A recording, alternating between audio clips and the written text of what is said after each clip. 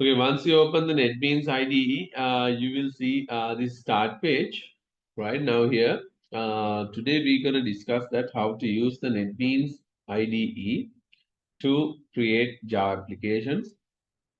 Right now here I'm going to use first file, new project, because we need to create a project in order to work with Java classes. Then you better start with Java with Maven, because you can see there are different categories, Maven, Gradle, and right now here you can see Maven is recommended to begin start. Therefore you can start with the Java with Maven, and then there you select Java application, right, and then select next. Here for this project name you can provide the project name, and thereafter the location of the project right now where you need to store it, and if you require the group ID, version ID, the package, likewise you can provide. If you don't need this, you can just leave it. Right. Now, once you create a project, it will create a new project with a new class as well. Right, the project name is Maven Project 6. You can see inside the Maven Project 6, it has created a package to me for com.mycompany that Maven Project 6. Under the package, it has created a class called Maven Project 6. And then you can see it has a main method, define main method already, which prints hello world.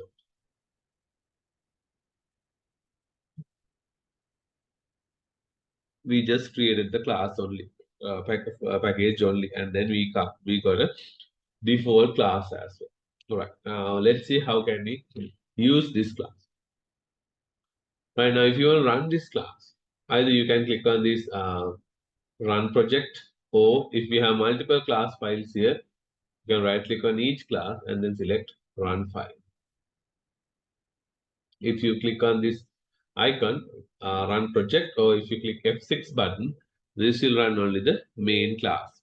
If you have multiple classes with main methods, then you need to select one class as a main class to run. Okay, then let's run this.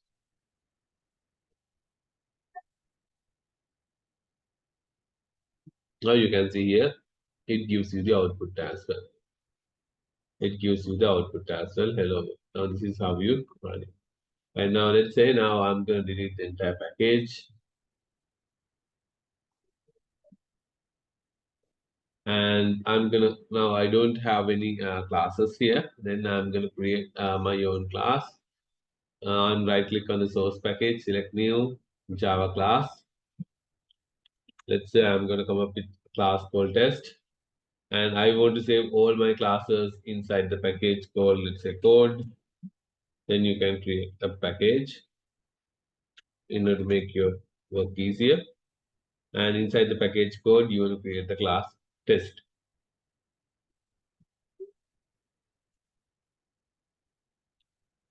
Then you can see here, there's a package called code created and a new class created. And then in the class, you can see the package statements. And there are some annotations already there. The auth annotation is there. Right? Now, this is not required. Those are for the documentation purposes. And here you can say, because I'm inside the package code, it shows as package code and public class test. This is the class name I have created. Now I'll show you some shortcut.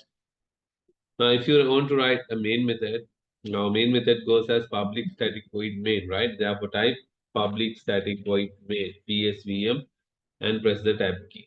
PSVM and press the tab key.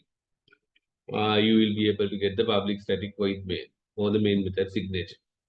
Right. Then if you want to print something, you need to write system.out.println, right? Therefore, just type SOUT, system.out.println, SOUT, and press the tab key, SOUT and the tab key. Okay, likewise, you can try out this, and then by pressing F6, this would run if there is no issues.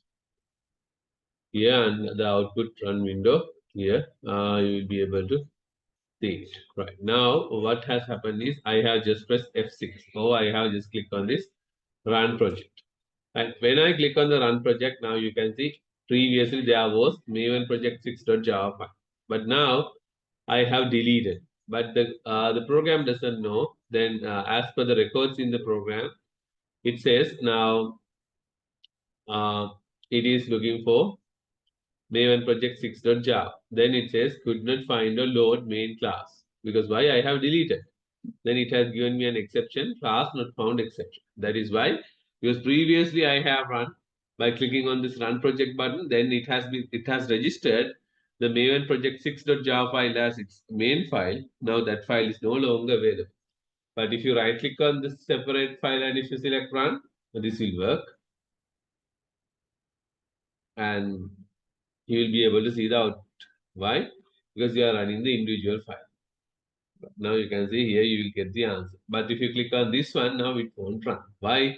This has not been registered as this package default class.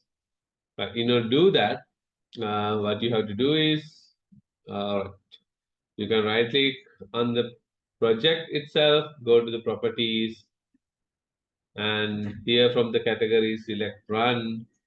Now you can see main class is not defined. Therefore, from the browse button, define the main class, set as main class.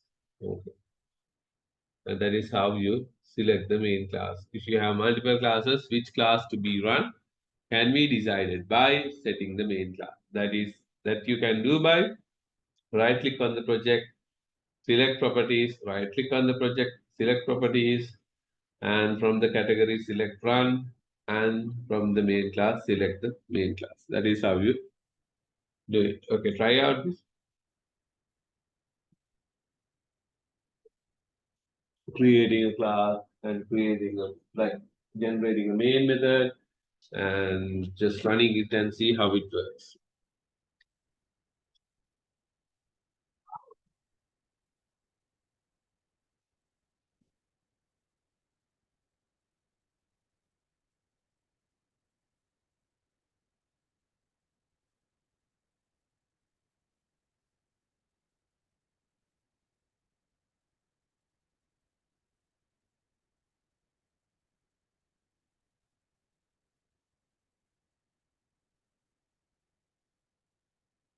Right now, last week, right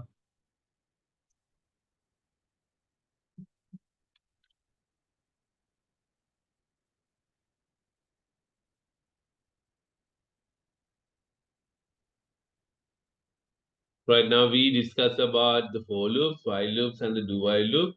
Right now, let's say now I want to run a program in order to get the sum of natural numbers until the given number. Right. Therefore, I want to write a program to get the sum of the natural numbers until use a given number. Right. For that, I need to ask user to enter a number.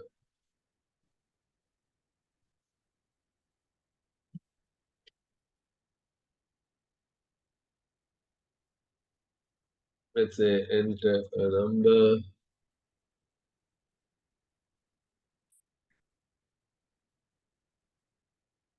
Enter a number, and then I'm gonna get it like now. I need to have the scanner.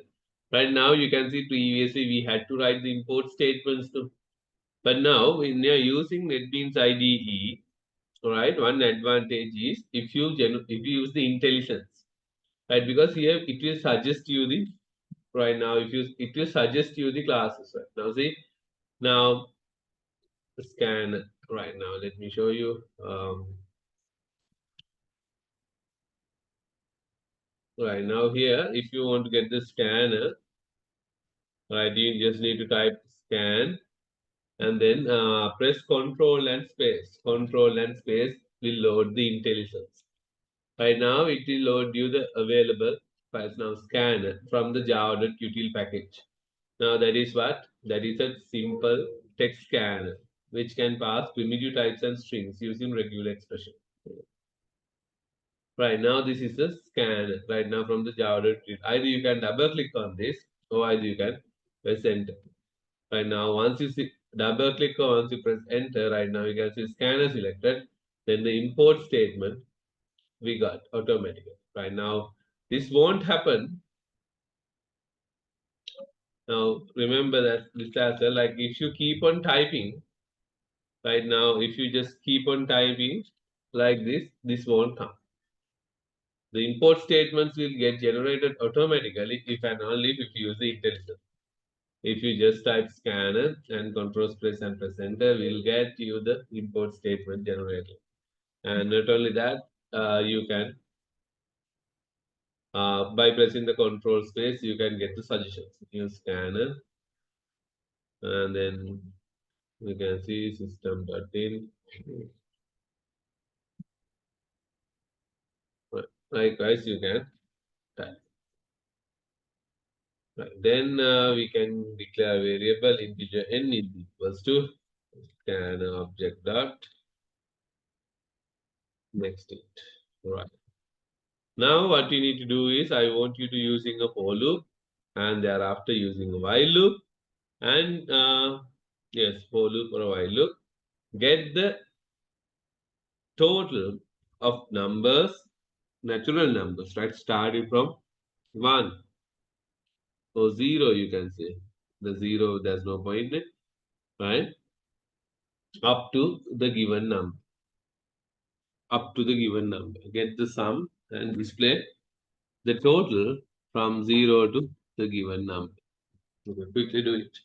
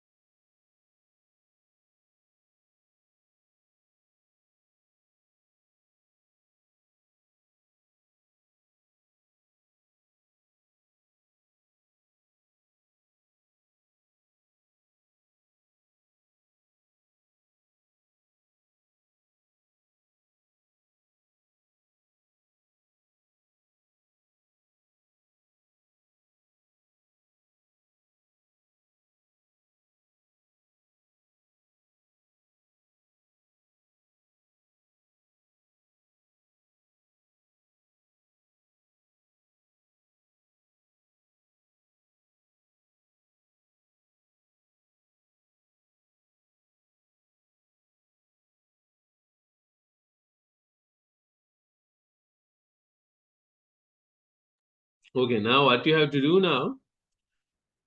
Right now we need to write, let's say using a for loop. You not write the for loop again. You just type FOR and press the tab key.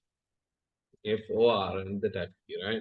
FOR and the tab key that will generate a for loop which increments up to 10 times, which runs up to 10 times. Now here I equals, let's say no point of starting from 0, no?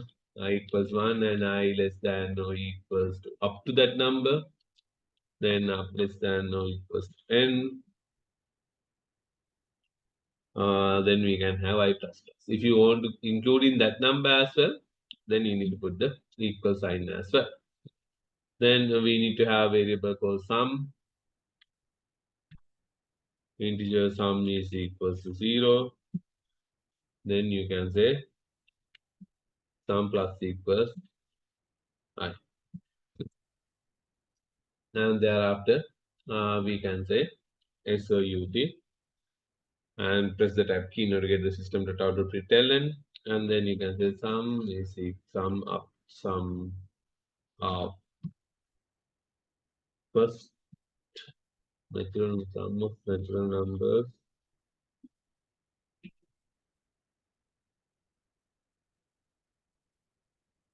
up to natural numbers to up to given number. Let's say n is so, right now. If you are saying that up to the natural number, then no need of equal sign, right?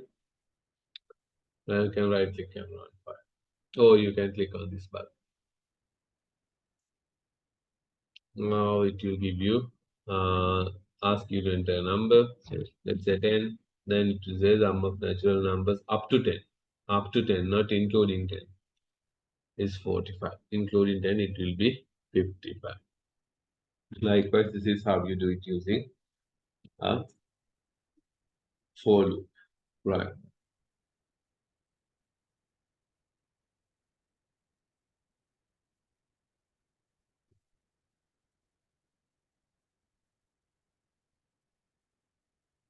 Let's say now, if I want to print something like this, mm,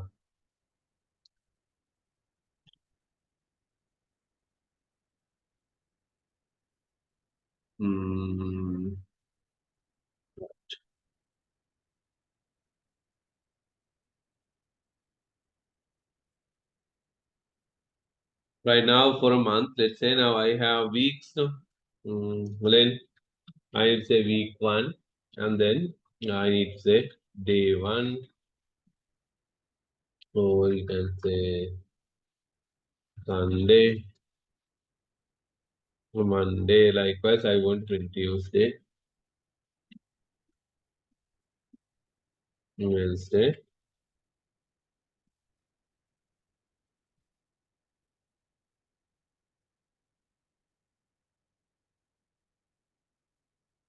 But now, likewise, I want to print it like week 1, week 2, week 3, week 4, and then uh, each week you need to display the dates like this. Okay, try this. How can we do it using a loops? Oh, Sunday, Monday, you can't do it. Therefore, we'll have day 1, day 2, day 3, likewise. Yeah, because otherwise, again, we need to use 6 conditions and so on.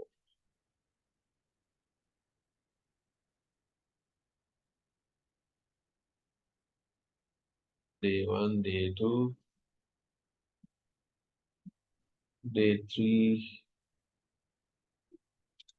day 4, day 5, day 6.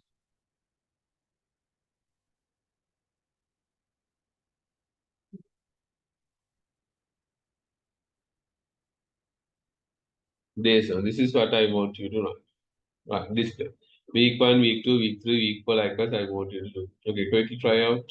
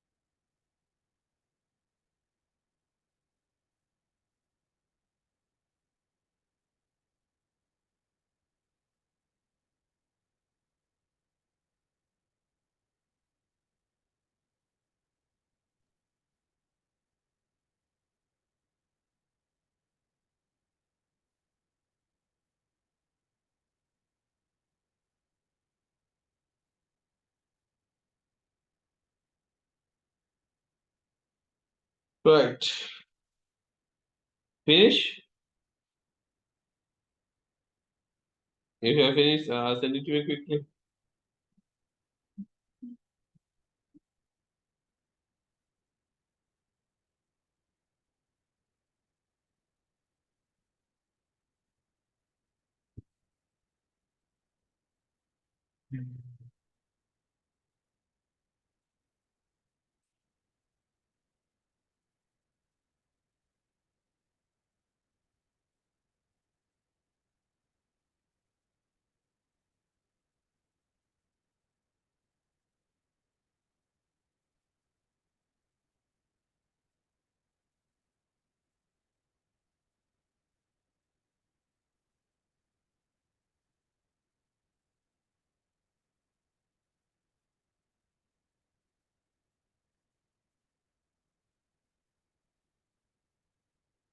Right. Now let's try out this. Okay.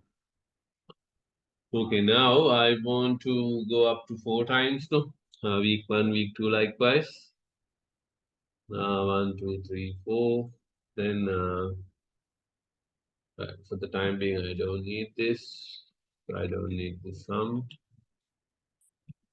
And I want starting from 1, and it should go up to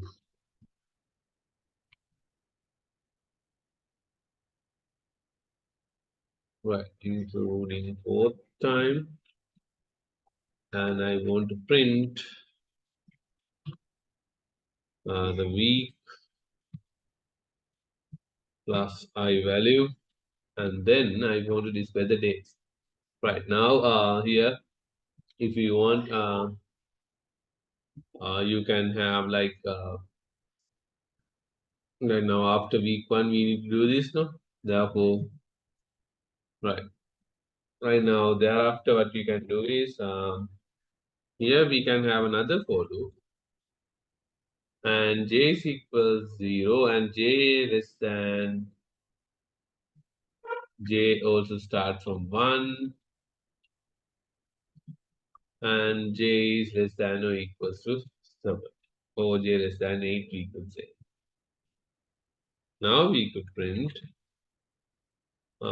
slash t by keeping the tab space. We can say day number is j. Right. Now let's see how this gonna looks like. Right now, after this, if you want, like now, let's say now you forgot this and then you have written like this, all the things at the same place right now. And sometimes the brackets also you have just put here and there. And then here, even you have forgot to put the brackets even. All right, now you have forgot to put the brackets even, right? Then this will not work, no? Therefore, this immediate line will taken as the body of this for loop. Therefore, this would be a separate for loop and this would be a separate for loop because only one line, if there is no brackets present, only one line after the for loop, immediate line after the for loop will taken as its body, no? Therefore, if you run this, it will display week 1, week 2, week 3, week 4, 4 times. Thereafter, right now, day 1, day 2, day 3, likewise, like up to day 7, it will print only 1 time. Now, therefore, the output would be like this. Only this. This for loop will finish first, and thereafter, this for loop will run. Now, this is not what I want. I want run each time the first for loop runs. I want to display the set of these days. Then again, I need to run the first for loop. Then I want to run the second loop. Likewise. Therefore, I'm going to put a bracket here. And I'm going to put this for loop inside this. Right. Therefore, if it is not clear for you, it's not visible. No? Therefore, what you can do is you can right click on this. And that is another advantage of using an IDE. You can click on format. When you click format, you can see it will add the brackets and it will add accordingly. It will keep the IntelliSense as well. Now, if you run this,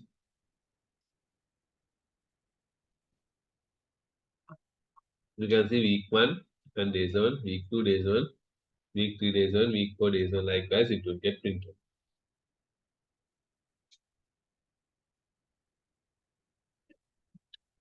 Now I want you to do something like this 1.2. Let's say in a table of content page, you have something like this 2.3, 2.4, and 2.5. Likewise, I want you to do it right now for 5. Right now, like this, I want you to display up to 5. Like 5 chapters, let's say, and I want to have the number. Okay, quickly do it.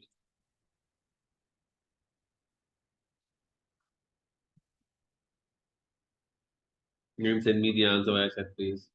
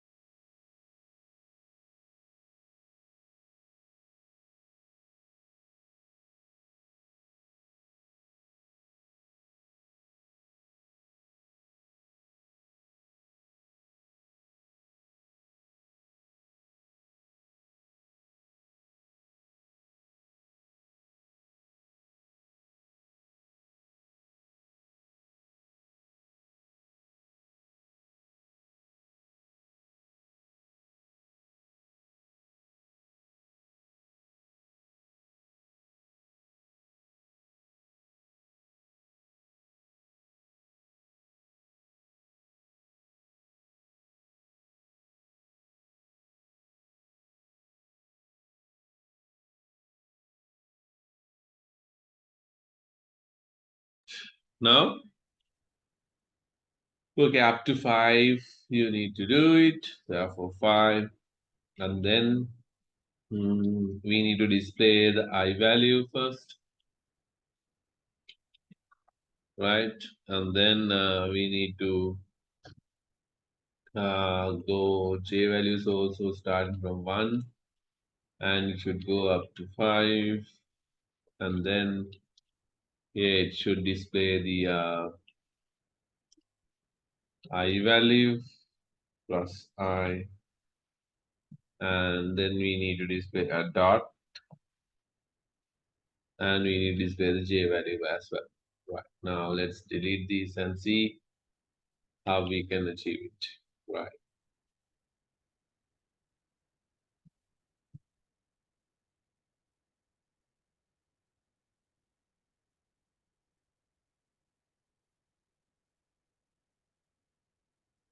now you can see this is how you can do this.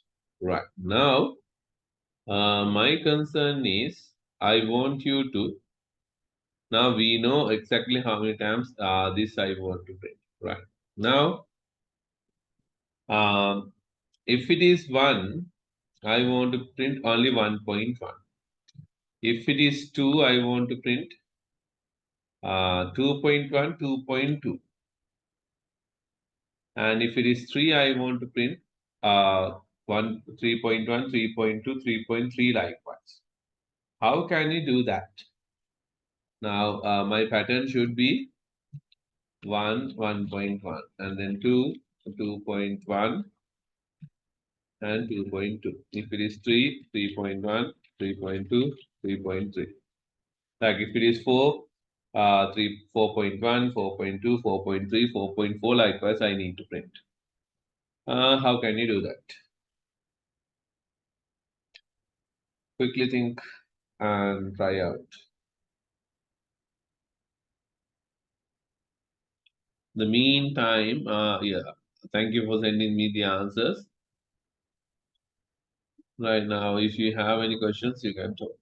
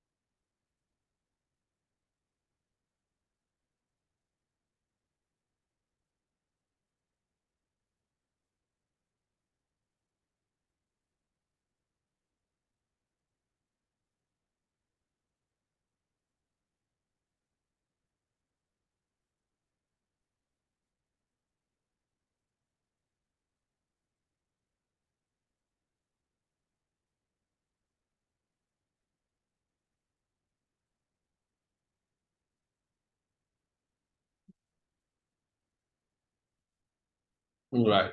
Now, okay, two of you have sent me the answers. Let's see how.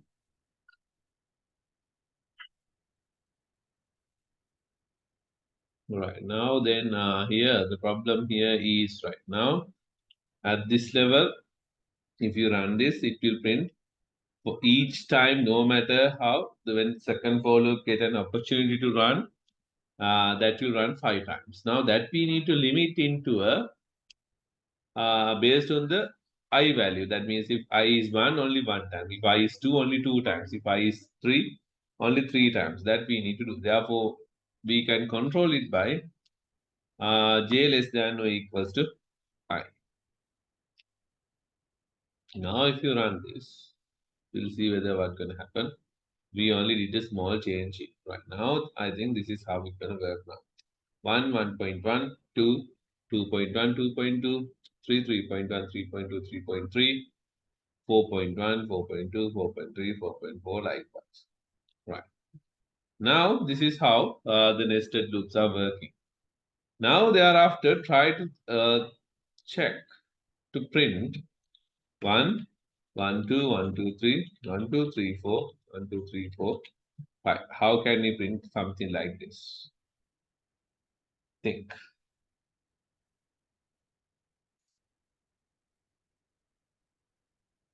Oh, beforehand, just say first one, thereafter 1, 2, first one, thereafter 1, 2, space, 1, 2, 3, space, then 1, 2, 3, 4, like then 1, 2, 3, 4, 5, likewise, I want to print. Now, how can you do this now? Yeah. For this, that means the first for loop will use only to keep the spaces. Therefore, here, I'm going to put this after the second for loop. Just to put the system that out to println, the empty line will give you empty space, and then this would print only. Now no tab space is required here. I value, or not the I value, I want print only the J value. Let's see what can happen now.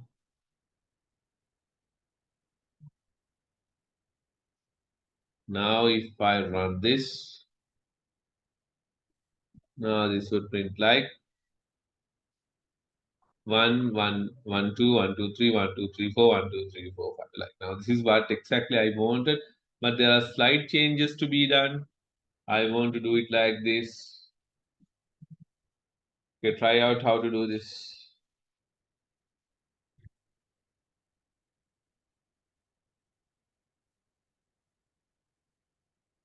How to do it like this. Now that is because of now here we have println statement, because println statements print and take the cursor to the next line. That's why, therefore, in order to fix that, if you remove this println, now therefore if you want to print only a print statement, now that will do the thing.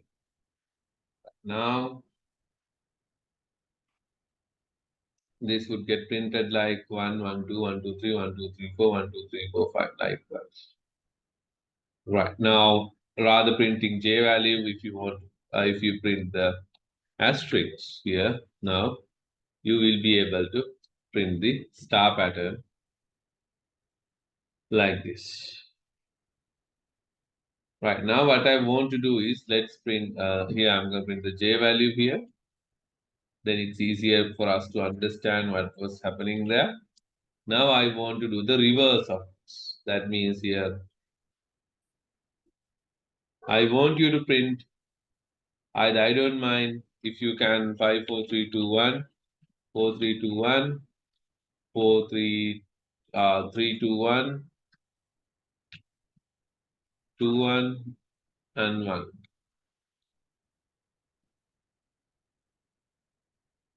Try to print this, the reverse of this.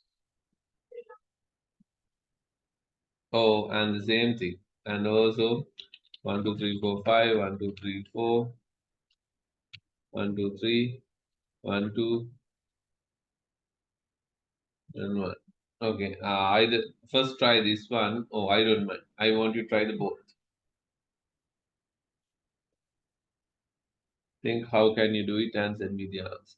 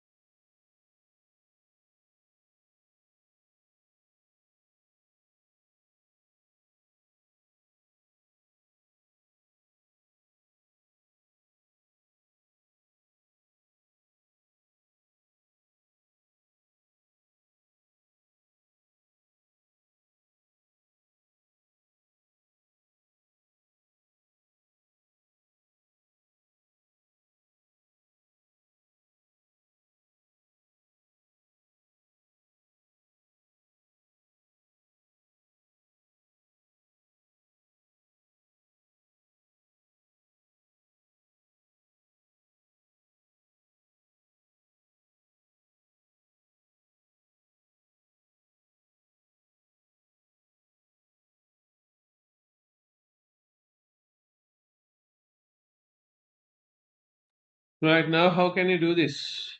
Right now, no one has sent me the answer. Why? Let's say, what?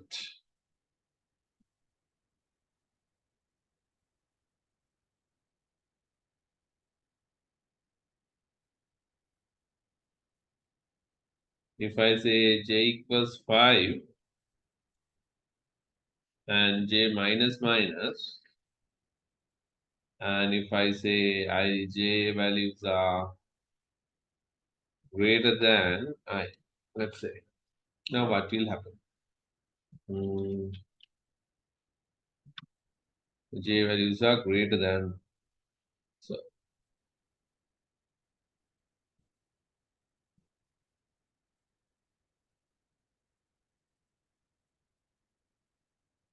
now 5, 4, 3, 2.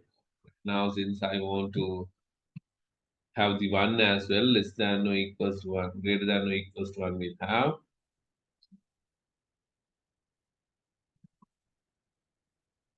In this case, I can print like 5, 4, 3, 2, 1. Likewise, I would be able to do it. Right now, this is okay. I have done the first part. Right now, if I want to do it like 1, 2, 3, 4, 5, likewise, how can you do it?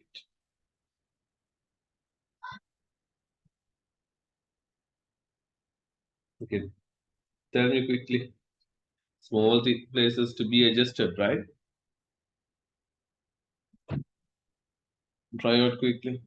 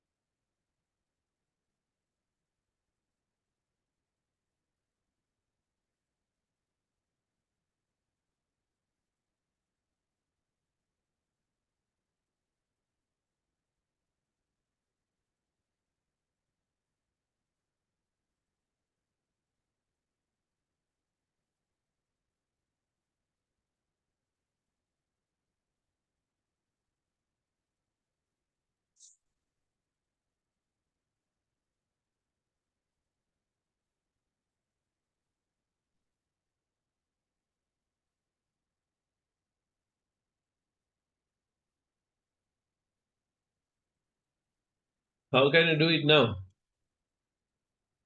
Any idea? Right now, let's say, first of all, look starting from I equals 5, I greater than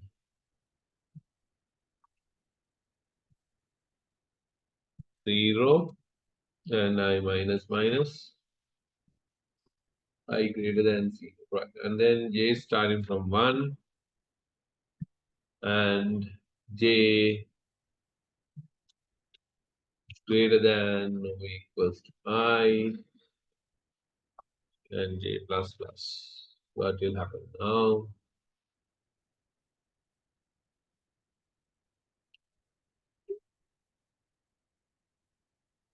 Now nothing is displayed. Right.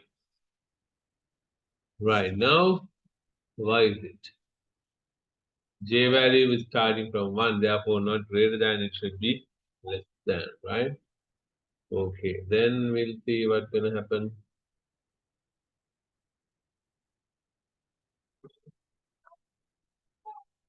1, 2, 3, 1, 2, 3, 1, 2, 1. Therefore, I want to print 5 as well. Therefore, let's say putting 1 would do what?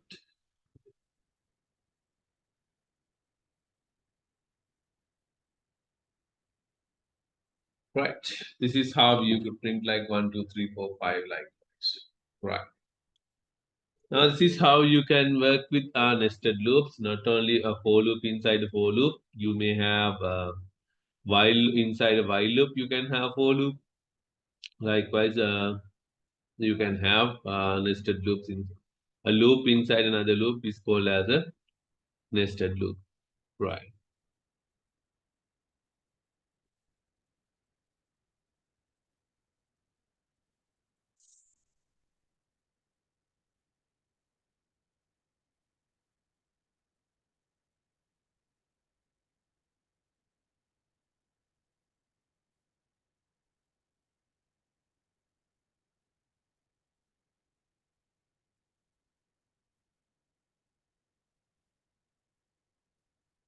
Mm.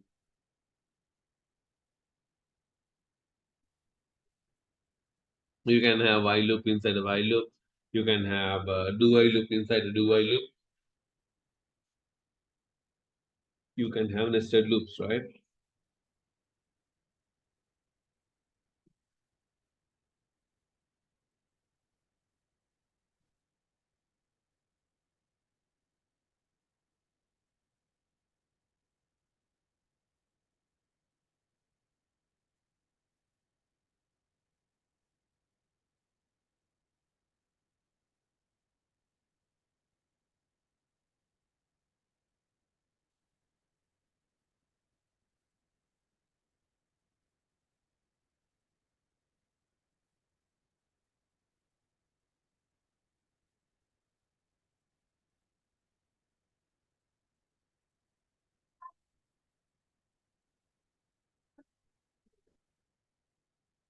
Shall we try out printing like this?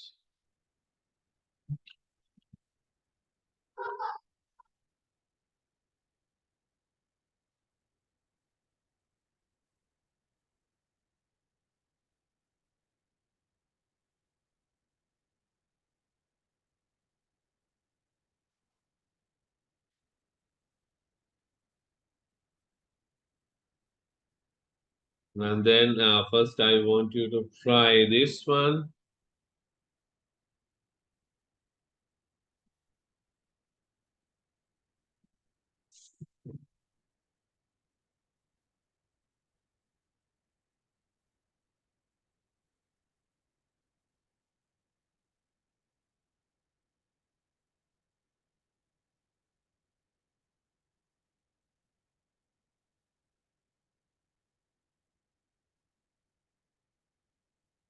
Right now you can try these right now. First one, let's do this now, and then these you can try as a homework whenever you have free time.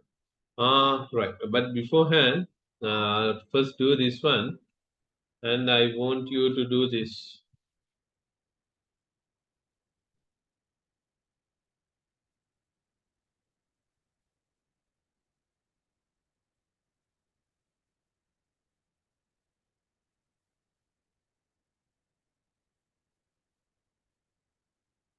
Right now, printing this also, I want you to try. Okay. Let's do these two quickly.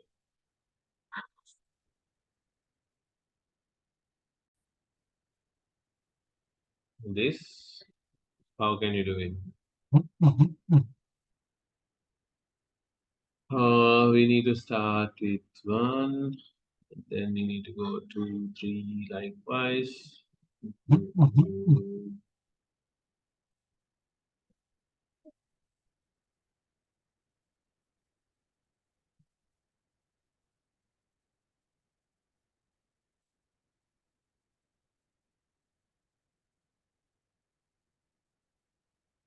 Right. Now, let's say I equals 1 and I less than O equals 2. 1, 2, 3, 4 times I plus plus. Right now that is go up to 5, like 4 lines, right? Okay, and then the second for loop starting from j equals 1 and j less than or equals to I and j plus plus. Right now, currently, this would print the values like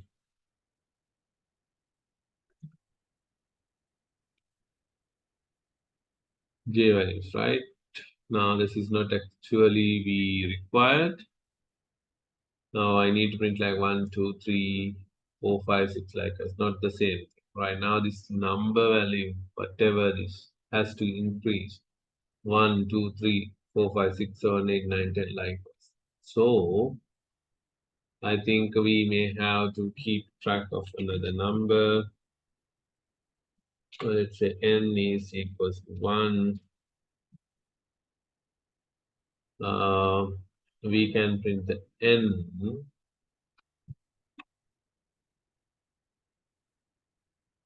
and thereafter we can increase the n value by 1.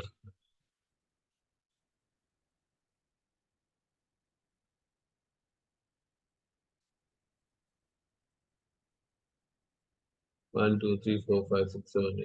Right now, then if you want to have some space here, you can have slash t.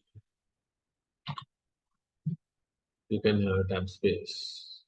Then it would be like 1,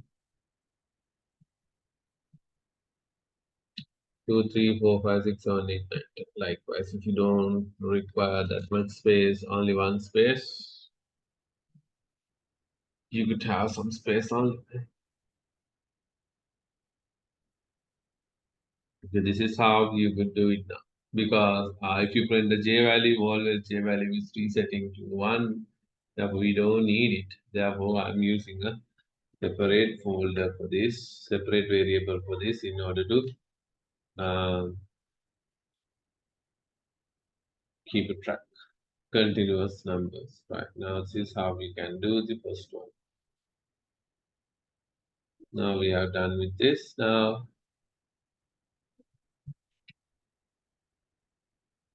okay, try out this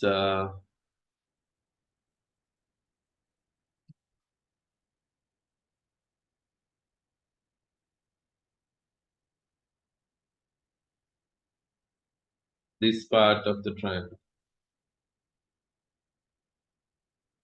Half of the left half of the triangle over the entire upper part of the pyramid. I don't know, upper part of the pyramid or half of that.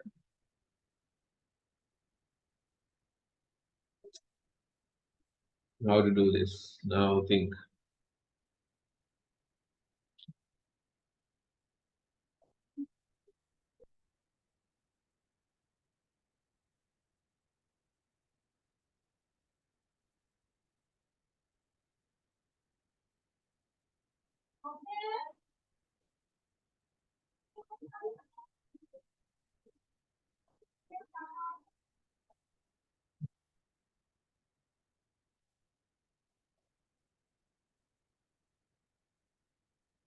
Quickly try it and tell it to me how can I do it.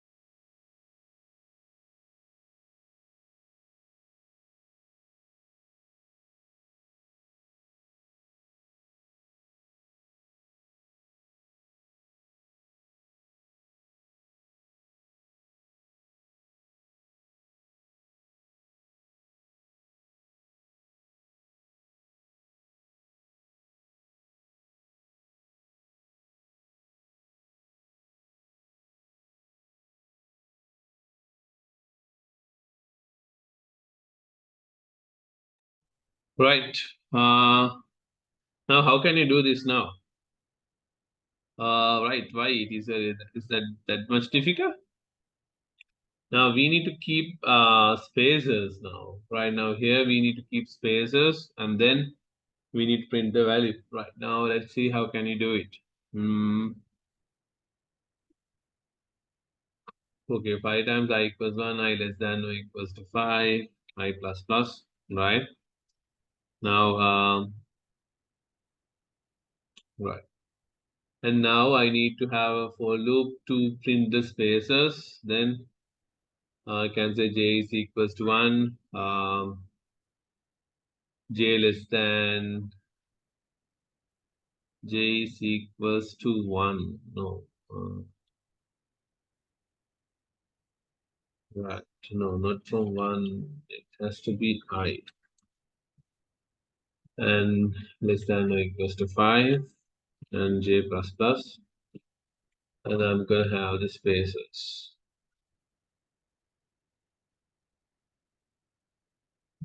Right. And then I'm going to have another loop.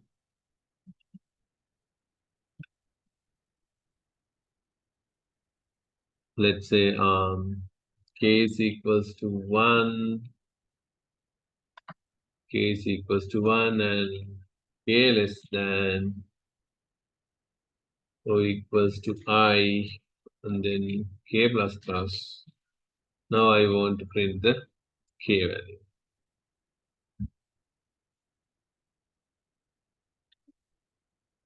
Let's print the k value and see how it's gonna work out. Thereafter, we'll replace that with the asterisk and see whether it works as the way we want. Right now,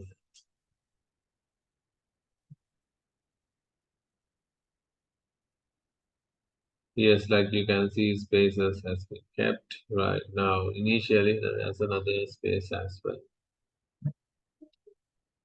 Right now, if you replace it with an asterisk, right now, this is how you could do it. Right now, but here there's a space as well. Right now, how to overcome that? Just think from where we could overcome that. Right, anyway, like if you want to display the entire triangle now this is one part of a triangle, like now from the pyramid upper part, the mirror view of the same thing, if you want to do.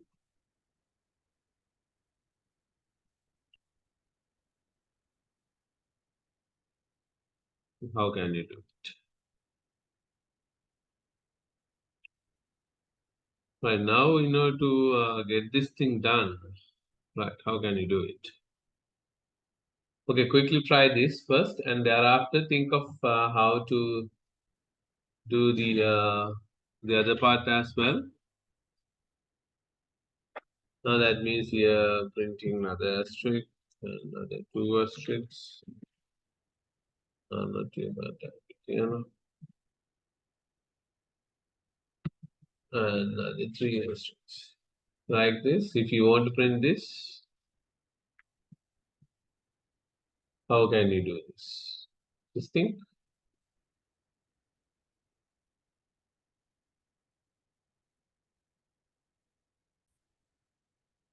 Right now, here we can see that now additionally we need to print these asterisks, right? That means when I equals 1, we need to print only one asterisk. When I equals 2, we need to print three asterisks. When I equals 3, we need to print five asterisks. When I equals 4, we need to print seven asterisks. When I equals 5, we need to print nine asterisks, right? Then we could see there's a pattern here, only the odd numbers right now. Here, what about this? 2 into I minus 1. 1 into 2 is 2 minus 1 is 1. 2 into 2 is 4. 4 minus 1 is 3. 3 into 2 is 6. 6 minus 1 is 5. 4 into 2 is 8. 8 minus 1 is 7. 5 into 2 is 10. 10 minus 1 is 9. Therefore, I would say that multiplied by 2 minus 1. Right now, let's see whether it works.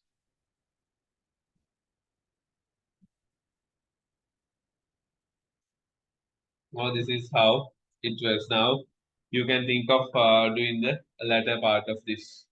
Right? How would you achieve the latter part of this? Right now, think of a way to do this and then try to implement it.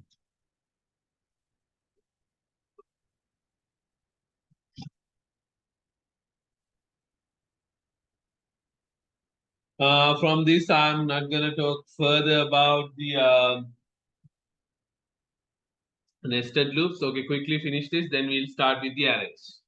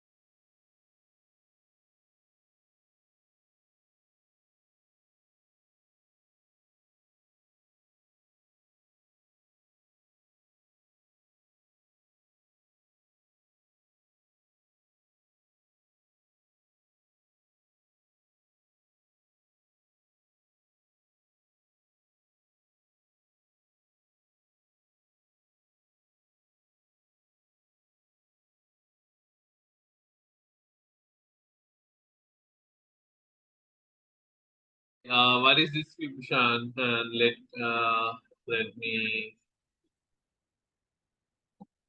remove this part and copy you on.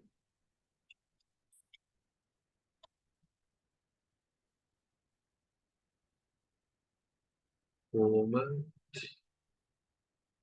What is this?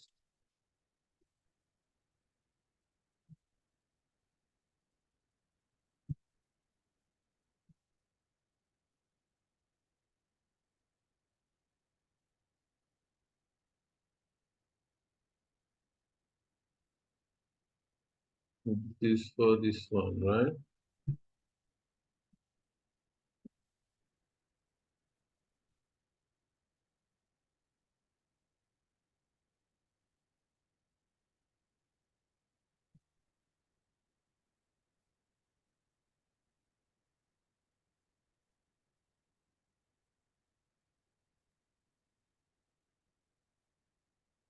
Okay, what is this about? Let's run it and see.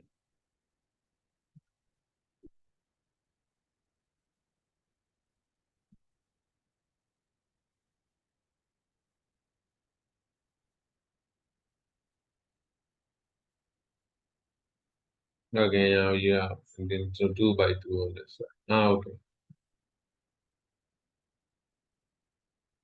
Here, if you print the instead of when, if you print the invalid. Okay. Okay. Right. Then thank you.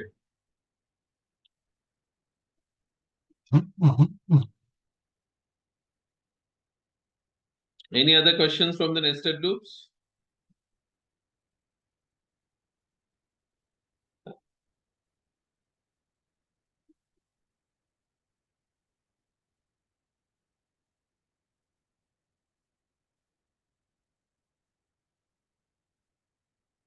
And now tell me if you have two loops and then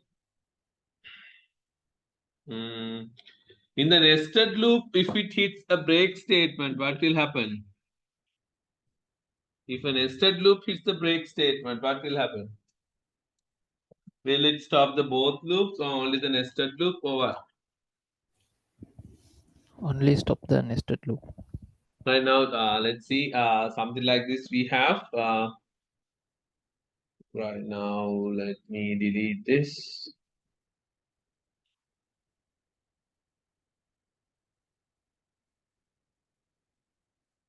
Okay, now we have done this already. Okay, I have I equals 1,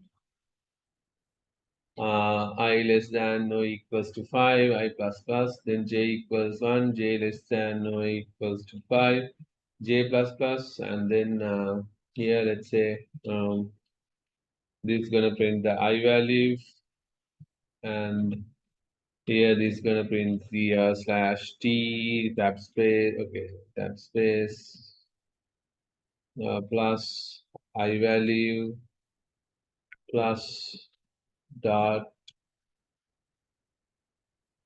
and then plus j value, right? Println, let's say, no need of these, right?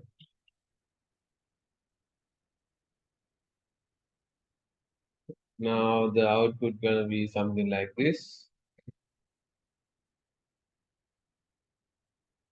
right? Now here, up to 6 times it goes. Okay, here it has mentioned as 6, right? Now what I'm gonna do here is when I equals, I'm gonna put an if condition. If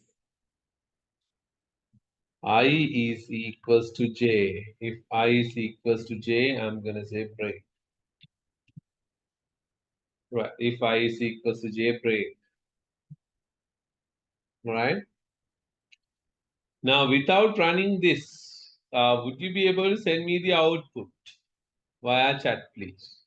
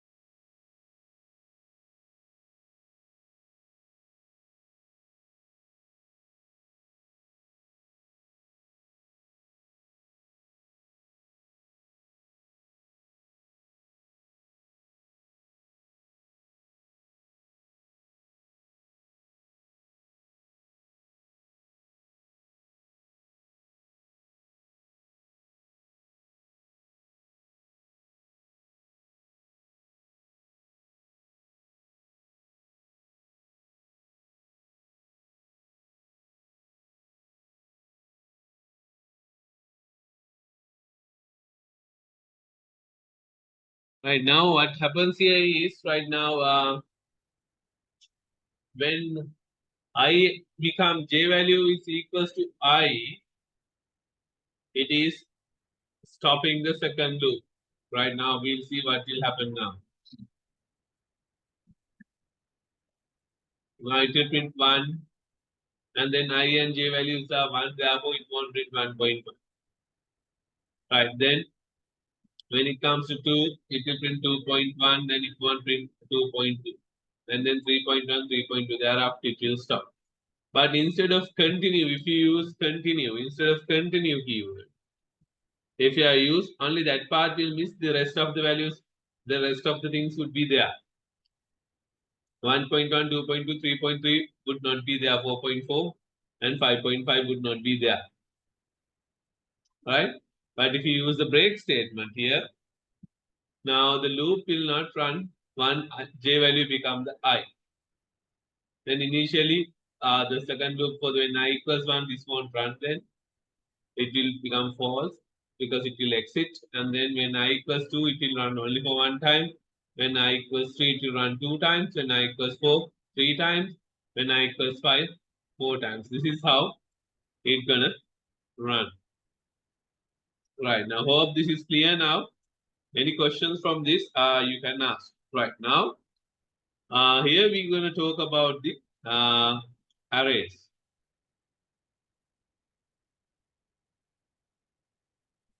Now, when it comes to an array, right now, we have already discussed about the variables.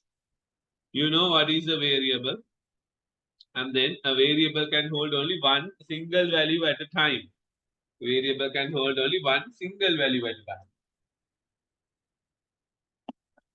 Therefore, arrays are used to store multiple values in a single variable. Arrays are used to store multiple values in a single variables. Therefore, multiple values are stored in a single variable. Then there should be a way to identify each value separately. Therefore, where in arrays there's something called indexers as. Right now, for an example, previously if you declare integer, let's say I equals 5, if it is the memory, like it will create, okay, this is the placeholder, then there it will store the value. But now, in a single variable, let's say this is the variable,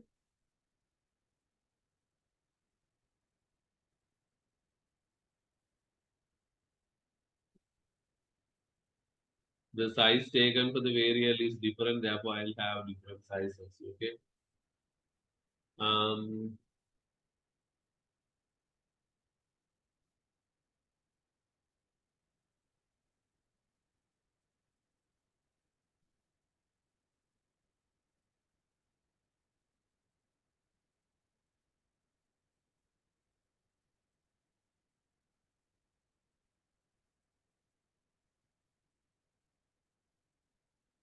But now, here if it is 10,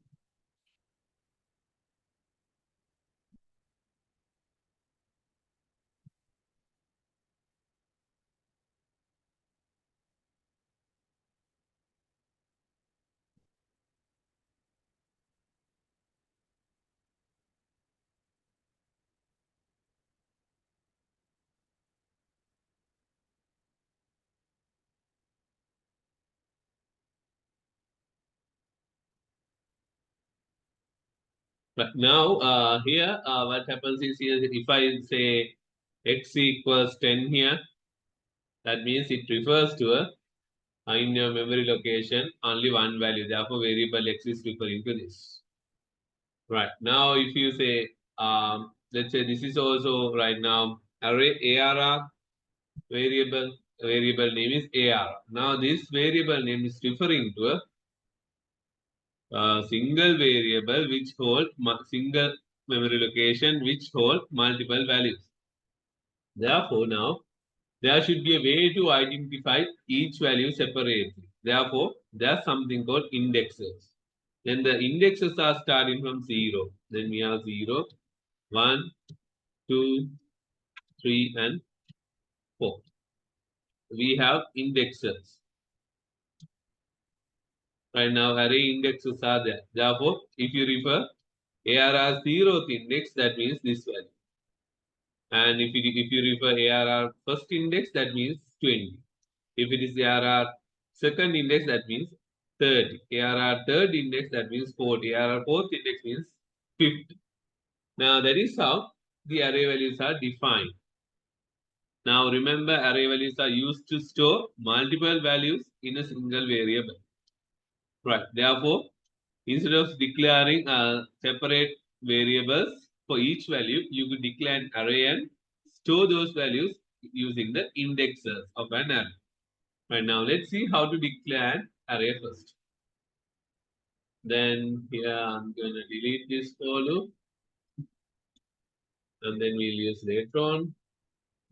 Right now, in order to declare an array, we need to, like, let's say now this is how you declare a variable, right? X equals 10. Likewise, if you want to declare an array ARR, then you declare ARR. And since it is an array, whether now this is single dimensional array, therefore you need to use square brackets open and close. Now this is to indicate this is an array. Either you could do it like this or you could do it like this in ARR. Right now you could put this array delimiters either before or after the array name. Now, what you gonna store here? Like, if you wanna store if you know the exact values you want to store, then inside the curly brackets you can list down 10, 20, 30, 40, 50. Likewise. Now, what will happen here is this one gonna create an array. Now, this line number 4 to 15 would create an array with size 5 because we have to store 5 integer values. Then we need to store 5 integer values. Therefore, it will create an array of size 5. And then each value can be accessed via the index number. Now, this is the 0th index value, first index value, second index value. Likewise, you would be able to access it. Right now, if you want to figure out the array size, then let's say if you want to print the array size, you can get arr.length. Arr.length would give you the array size. And if you want to display the first element value, second element, third element, fourth element, fifth element. Right now, here array 0th index value.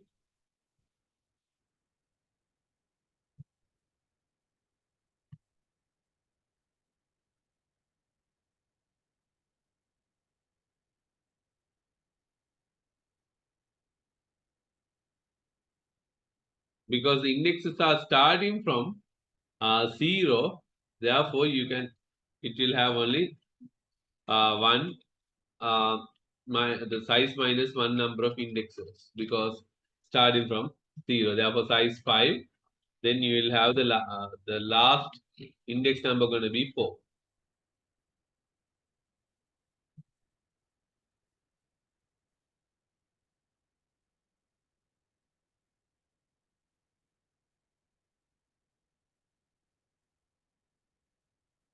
Right now, we could print like this.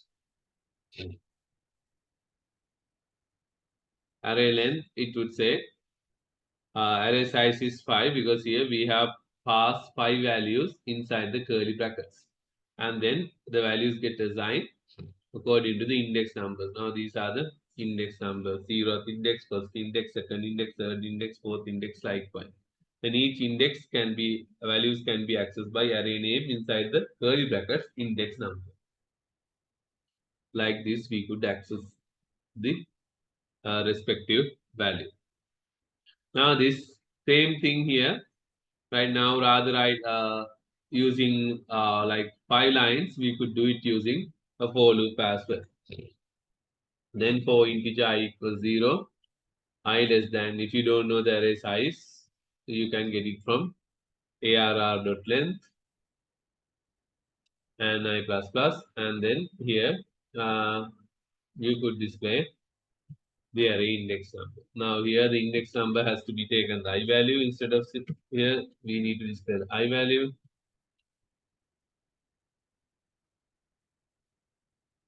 Then ARR ith index value. Now these will not be required. Right. Now if you run this,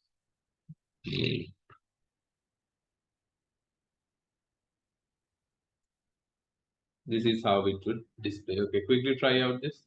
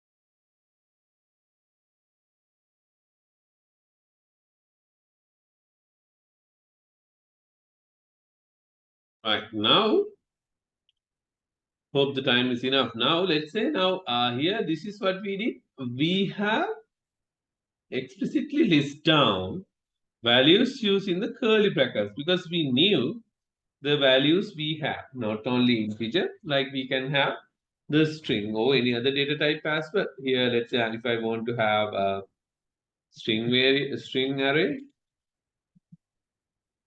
called string string, and now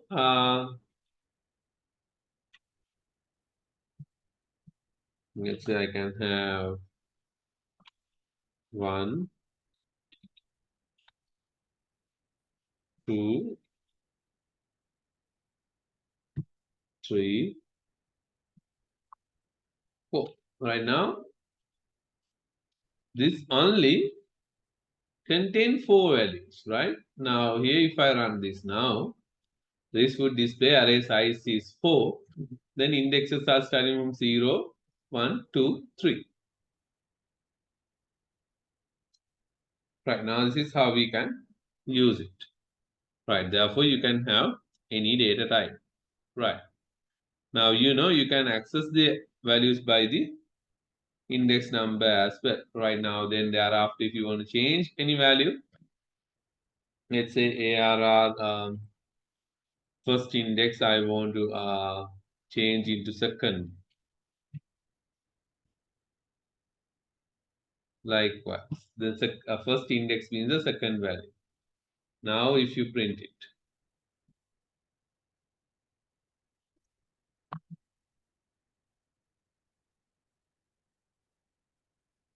the initial round it would display as 2, then it would display as second. Now, this is how you can access the value and change the value. Right. Now, my concern is if you want to declare an array of size 10, let's say I want to declare an array of size 10 to store 10 numbers, 10 integer numbers. I want to store 10 numbers taken from the user, let's say, or 10 names I want to store. Then I want to declare an array to take user inputs and then store. Then let's say size 5 or size 5, I want to say. 5 indexes I want to, let me 5 values I want to store. Therefore, then you can say string ARR equals new string. And then how many? Like we have 5.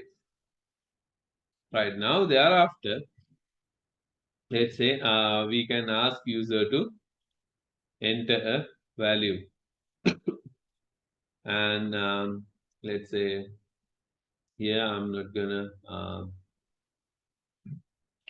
print anything. I'm waiting for the user input. Then ARR ith index is equals to scan object dot next. Right, then I'm gonna print array values. And then I'm gonna print the array values. Right now, if I run this now, here I have declared size 5. That means I can store 5 values. Then it is waiting for me to enter the values. Let's say and Jane will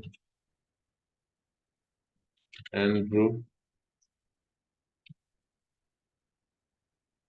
Jacob.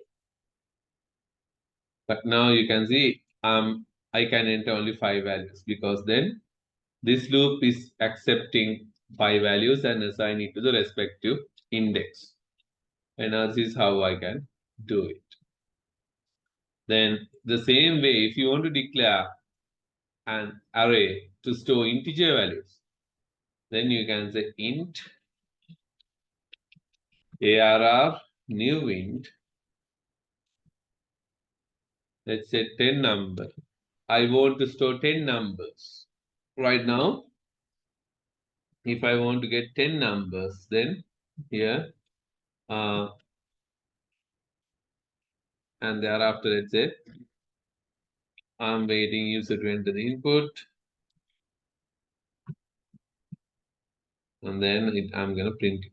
Right now, when the loop runs, now here it will wait. It is waiting for me to enter the values. Let's say 10, 20, 30, 40, 50, 60, 20, 80, 90, 100. Now you can see this is how I can enter the array values. Right. Okay, now what I want you to do is create an array, take user inputs from the user, get the sum, get the max, get the min, and the average of the array values. Quickly do it and send it to me via chat.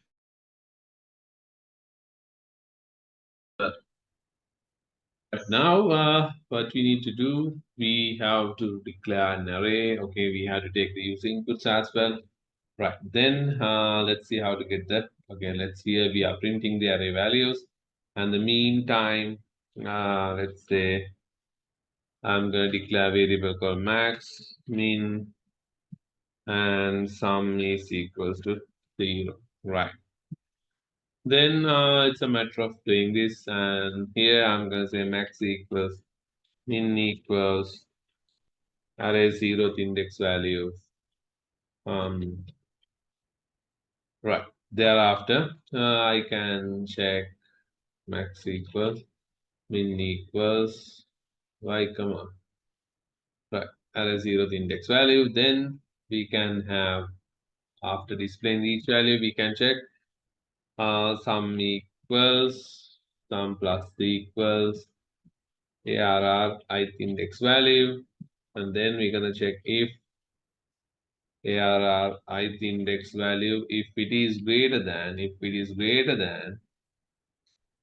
the max. If it is greater than the max, then the max is equals to arr ith index value. Right, and at the same time, I need to check the minimum value as well. Then I'm going to check whether if arr I is less than the minimum value, then I can set min is equals to array ith index value. Thereafter, we could display the total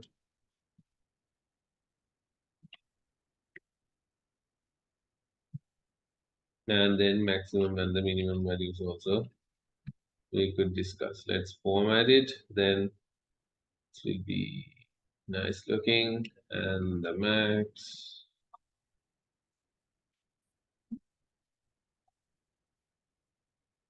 min max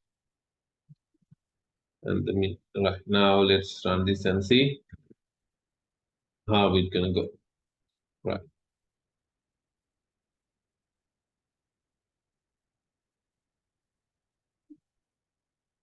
Now it is expecting values. Let's enter the numbers. Let's say up to 10, then the total would be 55, max is 10, min is 1. Right, now let's rerun again.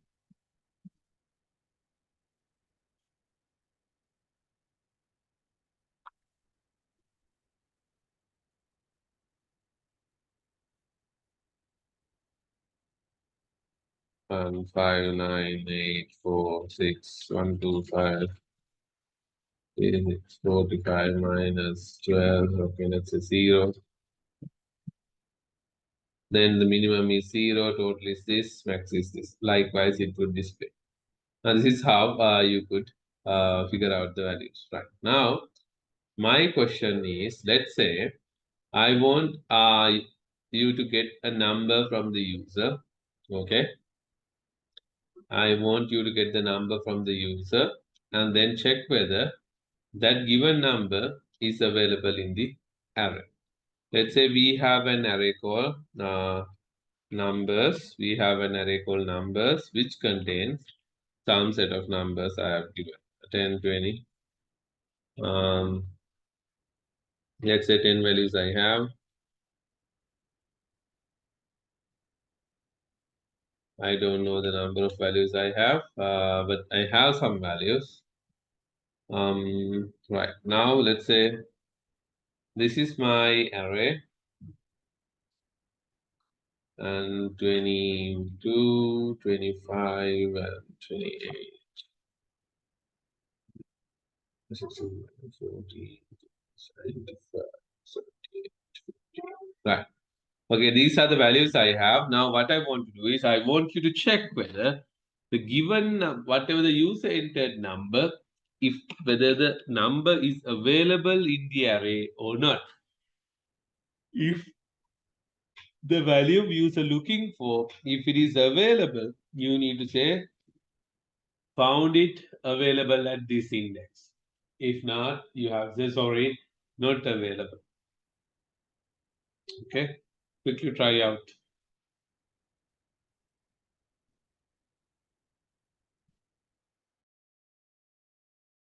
Now this is the answer I have received. Let's say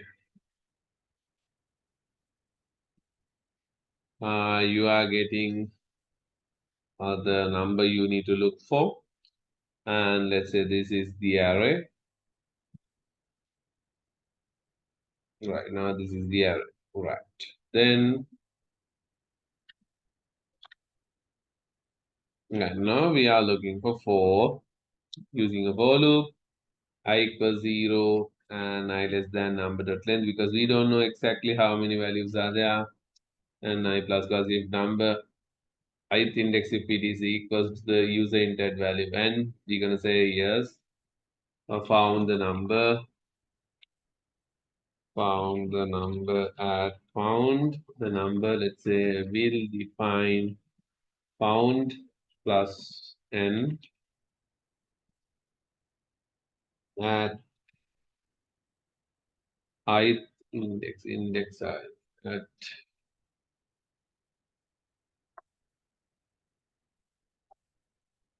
index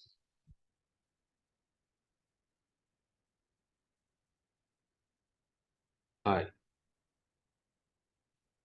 Right, and then we're gonna break as well, because there's no point of continuing the loop. And also, if it is not found, we don't know whether it is found or not, right? I said that part as well. If it is not found, we need to display that. Right now, we can say if there's a Boolean variable called flag, let's say, if it is equal false, and then before we break flag, we're gonna make it to true.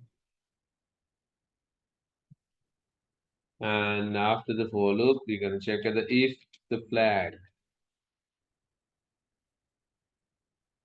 if you just mention, that means if it is true. Therefore, if it is not flag, that means if it is not false, that means true. I'm gonna say try again. Sorry, number not found.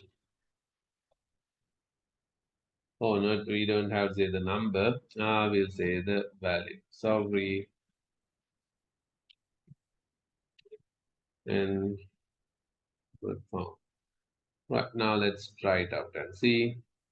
If you wanna look for 99, let's say,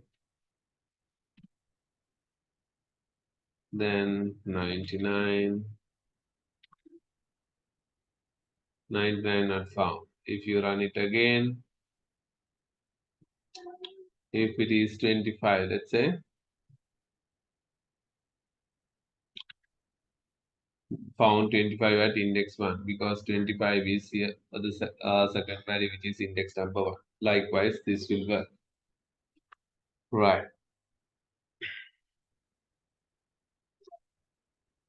Okay, then here this is how we can go through using a for loop, right?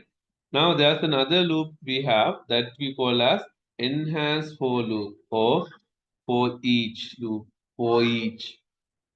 Right now we have for each, right? For each loop or enhanced for loop. Right now we could try out the for each loop in order to let's say iterate through this loop values, array values. If you want to run it, now you can have for Now you can have integer I values available in number array, integer I values available in number array, and then you could print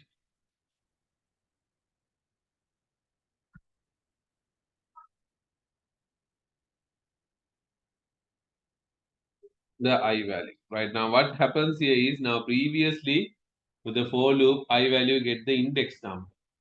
Now here, now this loop will run for the number of integer objects available in the number array, and for the each now that means this will run for the number of items available in the number array, and then each time the value get assigned to the I variable. And then if you have 10 values, this loop will run 10 times, and then I will contain the exact value.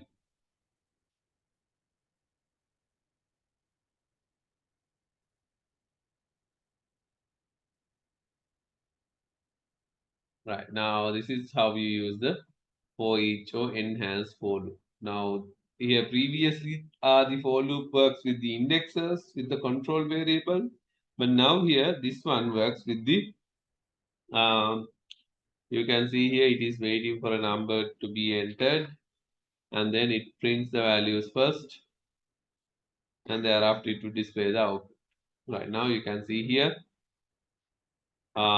here each time this for the first time 11 get assigned to the variable I, then 25 get assigned, 47 get assigned, 89 get assigned. Likewise this works.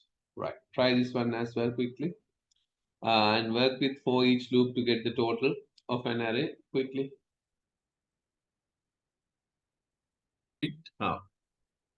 And you can have if we can put the condition here, we can ask boolean flag equals false, and all right, now we have to check not with the index value, and then I. If I is equals to n, you can have found it. We don't have the index number. Found n. Right, we don't have the index. Found n. And thereafter break, and then we can have the conditions to be make sure that if the number is not found, if the number is not found in a display, the number not available. Right, now this is what we want to do. Right, we could use the same thing using the for each loop as well. Right, now this is waiting for user to enter number. Then it says found 15, and if I say 99, then 99 not found. Likewise, it will display. Right, now this is how you could do it using the enhanced for loop or the for each loop. Right, and now you can see here all the time we have been using this array. Right, now we have been using this array, and then this one also works with this any type of arrays as well. Right, now if you have string arrays, the for each loop works with the string arrays as well. You could try out how it works in the string arrays as well. Right, for an example, let's say we have an array called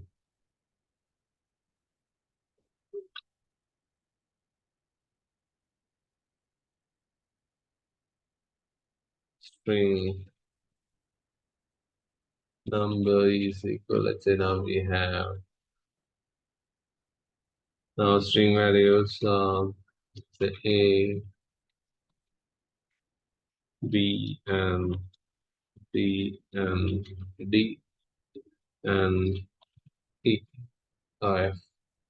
Likewise, and then here you can run through for string type objects available in the number array.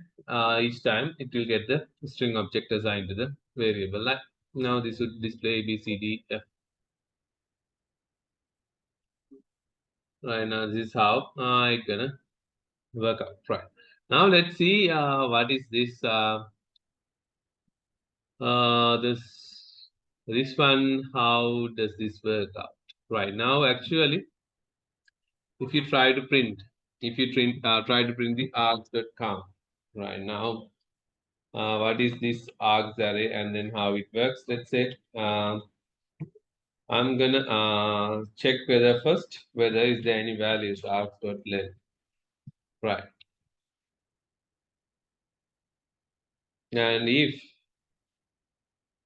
args.length, then array is let's say I'm gonna say command line number of command line arguments. Command line arguments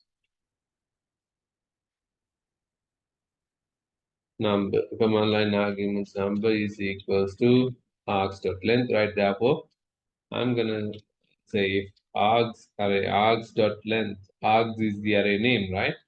Args.length, if it is greater than 0, that means it has values, then I'm gonna use for it is a string type value. They have a string type array for string sc args. I'm gonna display the values.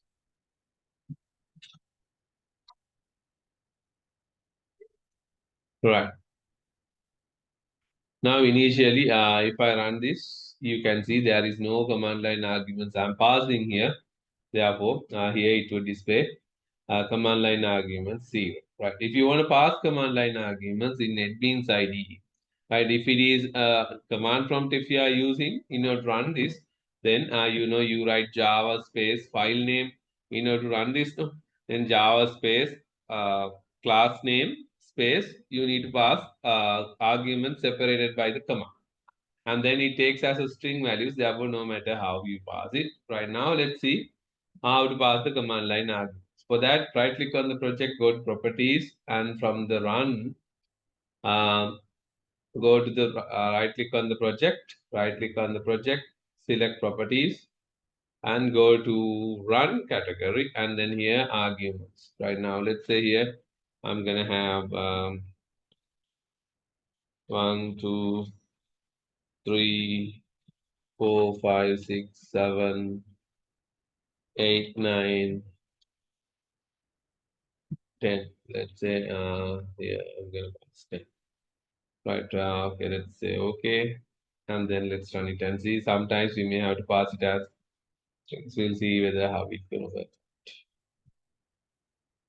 Right now, it has taken as command line arguments as 0. Right now, that happens if you right click and select run file, because now this will run individual file. Therefore, make sure you need to run through the project, because we have assigned properties for the run category when you run from the run project or run project. Therefore, click on this button, run project. Then you can see command line arguments. Command line arguments. Now here you can see here it has taken as only 1. Now all these values has been taken as 1. All these values taken as 1 argument. Why is it? Right now, because here we have passed all things in one line. Now let's say here we'll have some spaces and see 1, 2, 3, 4, 5, 6, 8, 9, 10, likewise. Let's have some spaces and see how will it accept.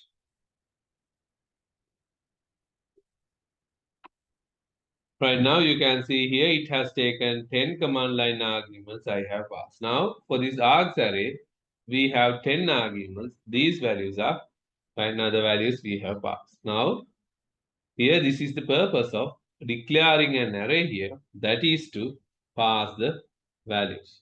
Right. Okay, try this one as well. How to work with the command line arguments. In order to set the command line arguments, right click on the project properties, and from the run here, separated by space, have the arguments. Right click on the project properties, and then run, set the values. and make sure you run from the here button, run project button. Then only these will get impacted. Right. Okay, try out quickly.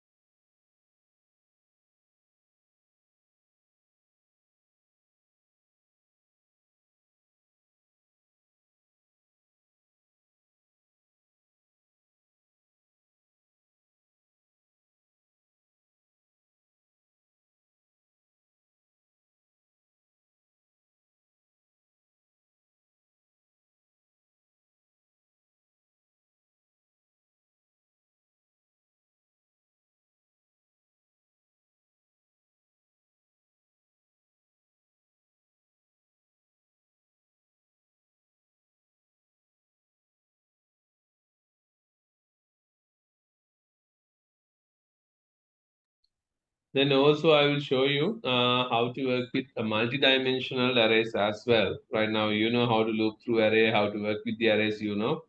And then there are certain set of methods in order to sort the arrays as well. That I'm going to talk about under the collections framework. Right now, let's see how to work with the multi-dimensional arrays. Right now, previously mm, we have only used one-dimensional arrays. Right. Right. Okay. Then I'll just show you how we can work with a multi-dimensional array, and then the next day we will discuss further how we can work with the multi-dimensional arrays. Now let's declare an array called numbers. Right now, if it is a multi-dimensional array, we need to mention two array delimiters, like in order to make sure two set of curly brackets, that is for each dimension you need to have these values. Right now thereafter, if you say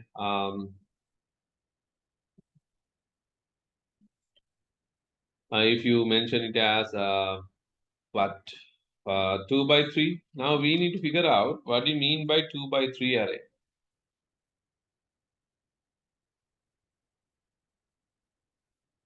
Right now, is it rows by right now? Is it number of rows? For an example, int number is equals new int. Let's say we're gonna have 2 by 3. Right now, what do you mean by 2 by 3? Is it 2 rows and 3 columns, or is it 3 rows and 2 columns? That we don't know right now. Therefore, we need to figure it out. What is this right now? Whether this means, right, we have two columns or um, 2 columns or 3 columns, so 2 rows or 3 rows, right? How to figure it out? Right now, here that means we're gonna create 2 rows. Now this means 2 rows and 3 columns. Right now, this one will looks like we have 2 rows and 3 columns. Let's say now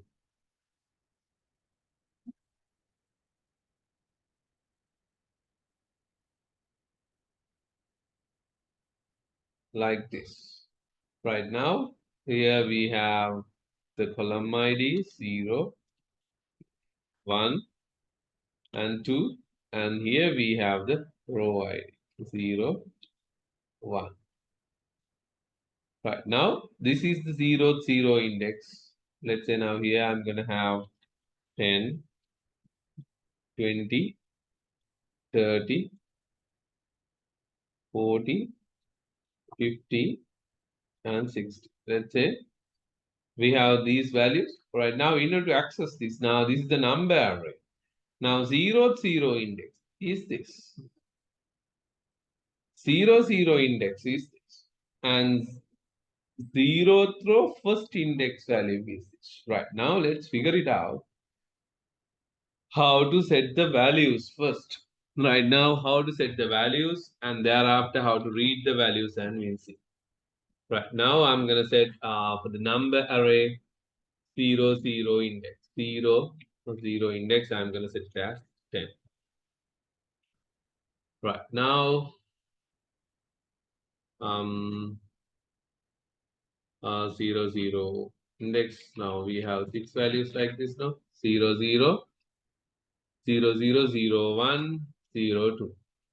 Thereafter 1, 0, 1, 1, 1, 2. Right now 10, 20, 30, 40, 50, 60. Right. Now let's see using a for loop how can we print the values. Right now if you use right now number of rows, like if you want to display the number of rows, that you can say row count. Row count is equals to number dot length. And if you want to get the column count, if you want to get the column count number, so let's say 0 index dot length. Right now, this would give you the column count. And then if you want to use a for loop to run through this, then for I equals 0, we don't know the number length, the size of the elements, therefore we can say number dot length and I plus plus. And inside this for, we can have another for loop, j equals 0, j less than, we know obviously 3, right? But we'll have it like this. Then for each row, we can have number I dot length. That means now it will be fixed anyhow because we have declared 2 by 3, right? Then we don't have to go by this, but have it like this. And then I can print the values by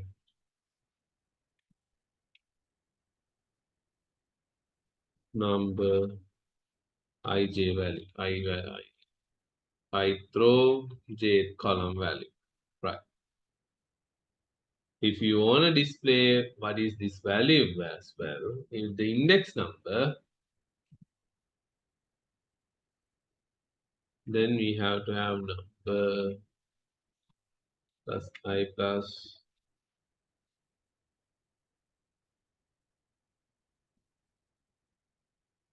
Right. Now let's run it and see. Now you can see here.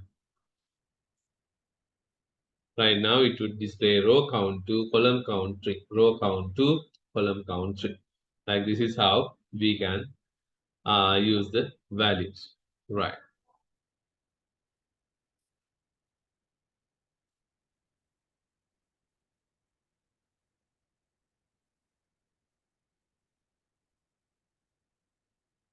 Right. Then this is how you create it. And the meantime, let's say now, rather doing it like this, if you want to set pass the values using the curly braces, that is what we have done previously. Now, how can we work out? Then,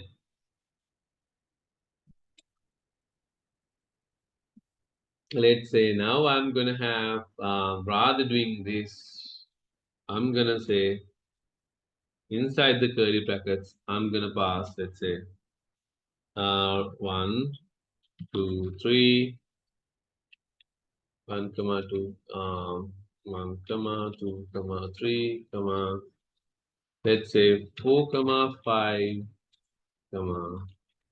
7, 8, 9. Right. Now, here I'm passing the values now, not like this. Now you can see here I am passing only two values here. Now let's run it and see whether now how it's gonna work out. Whether 1, 2, 3 is whether the row values or what.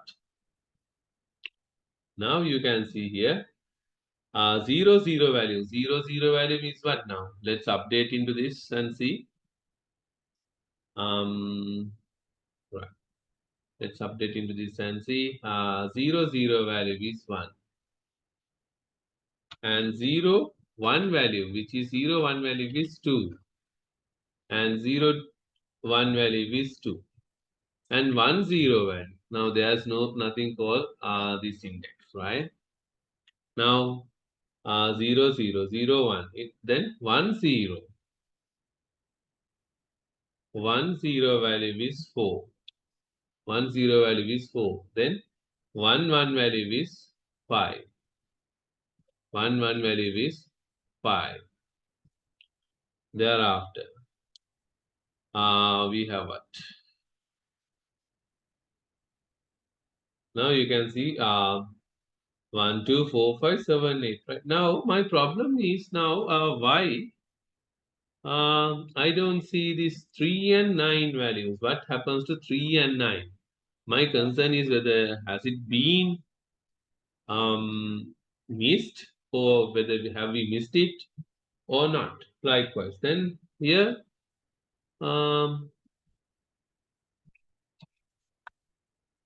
right now it says row count is 3, column count is 3.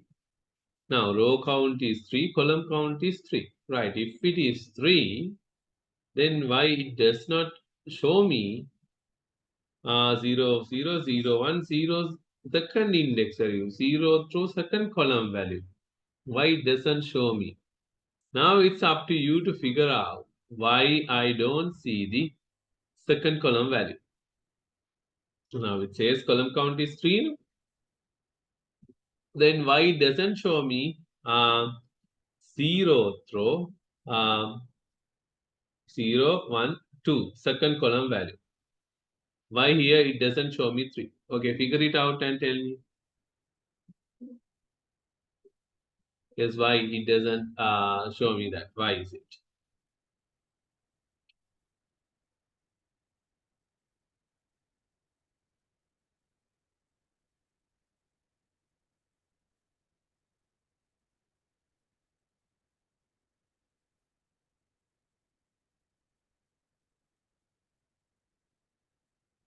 Yes, anyone? Yes, now here, instead of making this I value, I have put it as 1. That's the problem. Right now, I should mention it as 1. Right, because 1 means in the second row, we have only 2 elements, so that is why it does not update it, right? Here, make it 2 I, and then it will update. So Right now you can see 1, 2, 3. Then here you will be able to see 1, 2, 3. This will get updated 2, 3, then 4, 5, 7, 8, 9. Likewise, it would get updated. And let me update the value as well quickly. Then here it get updated 1, 2, 3, 4, 5, then 7, 8, and then 9. Right, likewise it will get updated. Right. Now this is how the values get updated, and this is how you work with the multi-dimensional arrays. Now my question is, when you're coming next day, make sure you print in the first column the numbers, second column the square values, third column the cubic values. First column the number, you have to take it from the user. Second column you need to get the square value of it. Third column you need to have the cubic value of it. Right, okay, try out that as a homework. Any questions up to now you can ask. Other than that, we can wind up. Any questions, please ask.